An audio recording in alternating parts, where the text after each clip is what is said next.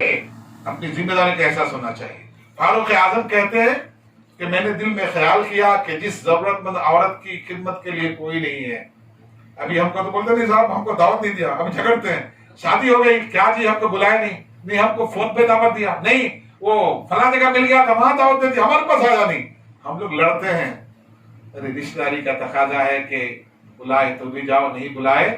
اگر بھتیجی کی شادی ہے تو بلانے کی کیا ضرورت ہے, بھانجے کی شادی ہے تو بلانے کی کیا ضرورت ہے, بہن کی شادی ہے تو بلانے کی ضرورت کیا ہے. اپنے قریبی رشتے دار کی کسی لڑکی کی لڑکا کی شادی ہے تو دعوت طبع کی ضرورت کیا, وہ تو تمہاری ذمہ داری ہے کہ اگر خاندان میں کوئی لڑکا جوان ہو تو جلدی رشتہ کر دو, کوئی لڑکی جوان ہو تو جلدی رشتہ کر دو. تم دعوت کے لیے جھگڑتے ہو. یہاں دیکھو ہمارے اسلاف, نام ہے ابو بکر, نام ہے عمر, اور کام کیسا ہے وہ دیکھو, پھر سمجھو کہ وہ کہاں تھے ہم کہاں ہیں. وہ کتنے اونچے تھے ہم کتنے گرے ہوئے ہیں. فاروق اعظم کہتے ہیں ایک نام دیکھا خاتون کا جس کو خادم کی ضرورت تھی, بیمار مجبور عورت تھی, جھاڑو لگانا, گھر میں پانی لے کے آنا ہے.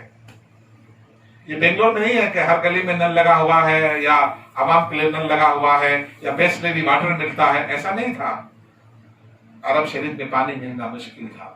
فاروق اعظم کہتے ہیں خیال آیا چلو ٹھیک ہے سوچا کہ خدمت کریں گے.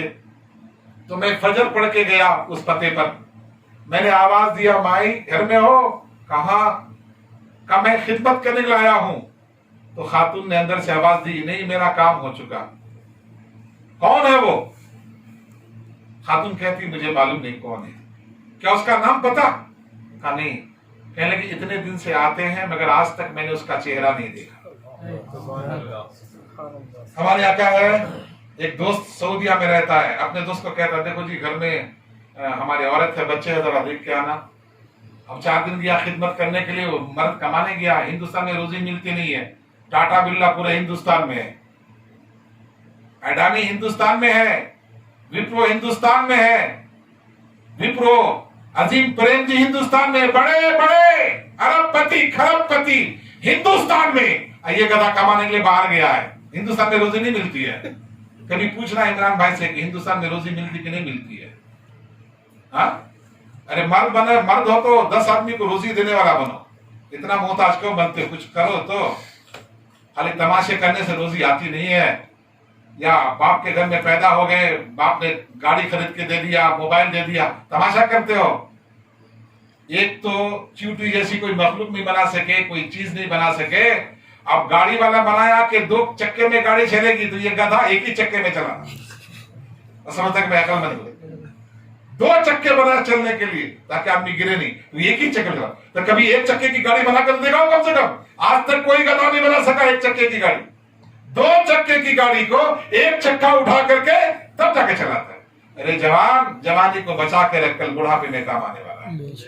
جوانی بلا ضرورت برباد کرنے کے لیے تمہیں نہیں دیا, یہ امانت ہے خدا کی, اس کو سمجھا کرو. تم نہیں سمجھو گے تو کون سمجھے گا؟ جو گائے کا دودھ پیتا وہ سمجھے گا, دودھ پینے والا سمجھے گا. یہ تمہاری ذمہ داری, تم کو سمجھنا چاہیے. تم تو زمزم کے پینے والے ہو, تم کو سمجھنا چاہیے. تمہاری عقل کہاں چلے گئی؟ فاروق اعظم کہتے ہیں کہ میں گیا اور جب پوچھا تو ایسا کہنے لگی, آئے تھے کام کیا چلے گئے, اتنے دن ہو گیا. نہیں, اچھا ٹھیک ہے آج تو واپس ہو گئے. پھر دوسرے دن فاروق اعظم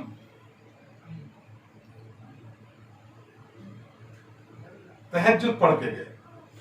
فجر پڑھ کے گئے تو کوئی آ کے کام کرنے چلا گیا تھا, تہجد پڑھ کے گئے. پھر آواز لگائے تو خاتون نے کہا کہ نہیں وہ تو آ کے کام کر کے کام والا چلا گیا ہے. کیا کہتا ہے؟ بولے وہ آ کے آواز لگاتا ہے مائیں میں آ گیا ہوں تمہارا خادم کام کرنے والا. بولے میں پردہ کرتی ہوں. وہ جاتے ہیں پانی بھر کے لا کے رکھ دیتے ہیں, جھاڑو لگاتے ہیں, اور جب کام پورا ہوتا ہے تو کہتے ہیں مائیں تمہارا کام پورا ہو گیا, اب تم آزاد ہو, تم بے پردہ رہ سکتی ہو, اور چلے جاتے ہیں. میں دیکھی نہیں, مجھے نام بھی معلوم نہیں. فجر کے بعد گئے تو بھی نہیں ملے, اور تہجد کے بعد گئے جب بھی نہیں ملے تو فاروق اعظم نے کہا کہ چلو ٹھیک ہے دیکھتے ہیں. تیسرے دن عشاء کی نماز پڑھ کے جا کے گڑیا کے گھر کے قریب چھپ کے بیٹھ گئے. بیٹھے ٹکٹکی باندھے, اب آ رہے. دیکھا کہ آ رہے ہیں شخص.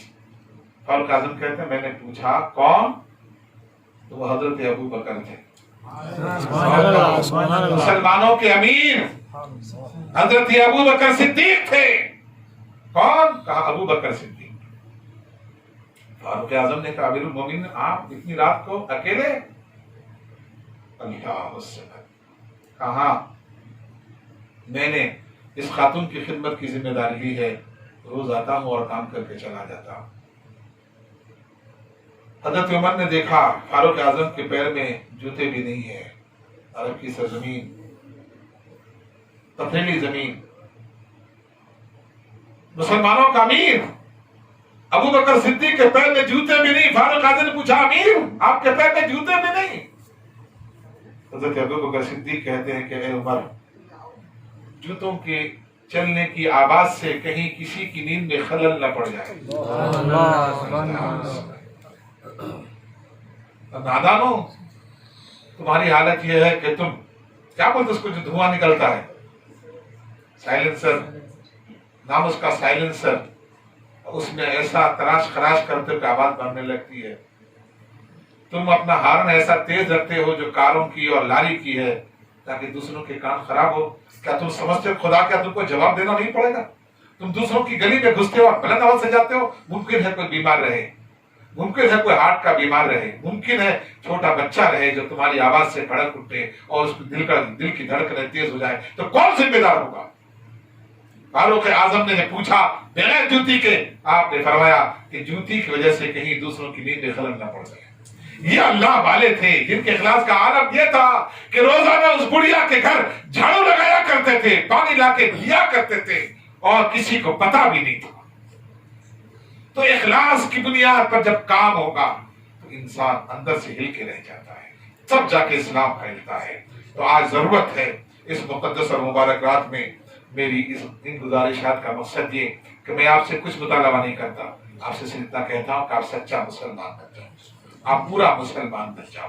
कुरान कहता है या अय्युहल्लज़ीना आमनु दुखुलू फिस्सिल्मि काफ़ा, ऐ ईमान वालों पूरे मुसलमान हो जाओ, पूरे तौर पर इस्लाम में दाखिल हो जाओ, पूरे इस्लाम को कबूल कर लो। ऐसा नहीं कि पसंद वाली चीज कबूल कर लिया, जो अच्छी लगती उसको छोड़ दिया, पूरे इस्लाम में दाखिल हो जाओ। अल्लाह ताला से मैं दुआ करता हूँ कि मैंने जो कुछ कहा मुझे और आप तमाम हजरात को इन बातों पर अमल की तौफीक। या अल्लाह तू अलीम खबीर है कि तेरे बंदे ने अब की बार लॉकडाउन के मौके पर जबकि कारोबार टोटल बंद है, मौला तेरी कुदरत पर तेरी रहमत पर भरोसा कर उसने इतना बड़ा कदम उठाया कि खत्म कुरान किया है, नमाजें हुई हैं और सहरी इफ्तारी का इंतजाम हो रहा है। या अल्लाह इनकी खिदमत को कबूल फरमा, या अल्लाह इनके कारोबार में दीन दोगुनी रात चौगुनी तरक्की अता फरमा। या अल्लाह इन्हें ज़मीनी आसमानी आफात और बलिया से महफूज फरमा। मौला इन्हें हासिदीन, मुआनिदीन, मुखालिफीन, अदुवीन और जितने शरीर लोग हैं उन तमाम की फितनों से और शरारतों से इसकी हिफाजत फरमा। या अल्लाह इस मुबारक रात में जो नवाफिल की इबादत की बंदगी की रात है, मौला यहाँ बैठे हैं ताकि कुछ सुने, इल्म भी हो और अमल का जज्बा भी पैदा हो। या अल्लाह हमारे इस जागने को, इस बैठने को, सुनने सुनाने को अपनी बारगाह में शर्फ कबूलियत अता फरमा। या अल्लाह हमारे सगायर कबायर को माफ फरमा। मौला दुनिया से इस हाल में उठा कि तू राजी रहे। परवरदिगार जिंदा रख तो ईमान पर इस्तिकामत दे। मौला माँ बाप का हक अदा करने की तौफीक अता फरमा। या अल्लाह हमको सच्चा पक्का मुसलमान बना, आशिक रसूल बना, आशिक औलिया बना, आशिक बुजुर्गाने दीन बना, आशिक अहले बैत बना। या अल्लाह जिंदा रख तो अहले सुन्नत व जमाअत के साथ जिंदा रख और मौत दे तो मौला नेकों की सोहबत अता फरमा। और ए मौला क़यामत में उठा तो तेरे नेक बंदों के साए तले जगह नसीब फरमा। रब्बना तक़ब्बल मिन्ना इन्नका अंतस समीउल अलीम व तुब अलैना इन्नका अंतत तव्वाबुर रहीम। सल्लल्लाहु तआला अला खैरि खल्क़िही व नूरि अर्शिही मुहम्मदिन व आलिहि व सहबिहि अजमईन बिरहमतिका। जो प्रोग्राम था मैंने मुख्तसर थोड़ा जिक्र कर दिया, बाकी प्रोग्राम आपको सुनना है और मैं